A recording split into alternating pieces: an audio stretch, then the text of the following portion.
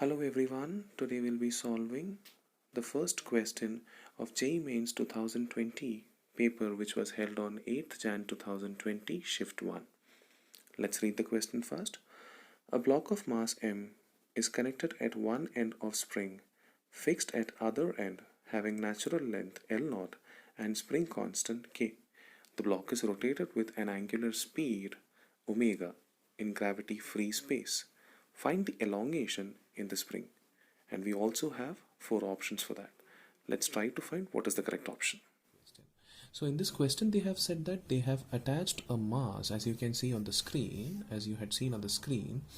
You can see that there was a mass which was attached to a spring like this, okay, of which the other end was fixed, maybe somewhat like this. Okay, now if that spring is allowed to rotate, okay, if it is allowed to rotate, okay, so the question is, what will be its elongation if it is allowed to rotate? Let me say, see, we all are very well aware that this force which can be experienced by spring is nothing but kx, where k is spring constant, and which can be equated, since it is allowed to rotate, the force will be equated with its centripetal force. As you guys know that every rotation or circular motion will require a centripetal force. Centripetal force, you can see that the options are having omega, the terms in omega, so you shall write centripetal force is equal to mr omega square.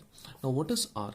R consists of, R is the actual radius of the circular motion, which consists of the original length, let me say L0 is the original length, plus whatever elongation has happened, that is x. That means R will consist of L0 plus x. That will give me kx is equal to m L0 plus x omega square.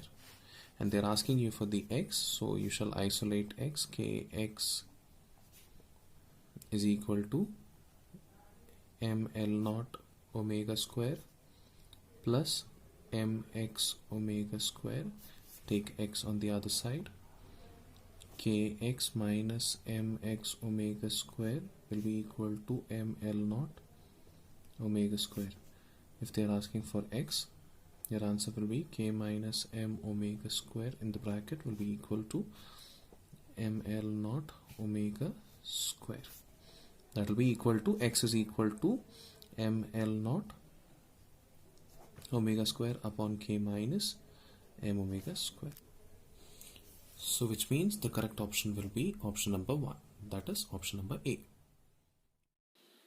Now let's see question number 2 from the same paper. The question is like this. 3 charges are placed in a circle of radius d as shown in the figure. As you can see, the figure is right in front of you.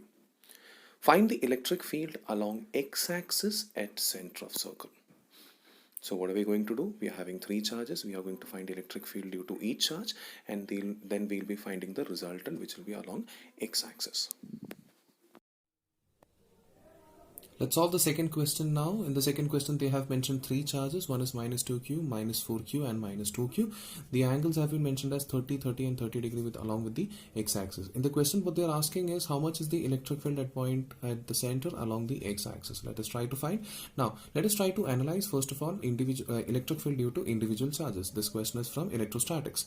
So, due to this minus 2q, you can see that electric field is traveling towards minus 2q. Obviously, it's negative charge. Electric field will always travel towards the negative charge. So let me say this is some electric field, okay. I shall name this electric field as E2, okay, and due to this minus plus 2q, again the electric field is traveling again towards the same direction, so there is 2 times E2, okay. So let me name this electric field as EA, okay, just randomly naming it as EA. Now what is basically EA?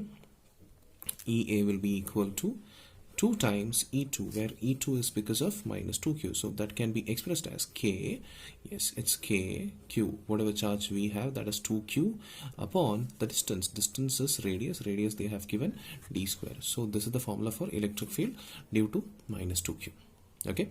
So multiplying them, I'll be getting 4kq upon d square. This is EA. Now let's try to figure out How much is the electric field due to minus 4q? Minus 4q, since it is negative charge, again electric field will go towards that particular direction. Let me name that electric field as EB. EB can be expressed as, the formula is KQ. Here Q is 4q upon distance square. As you can see, EA and EB both are having same magnitudes.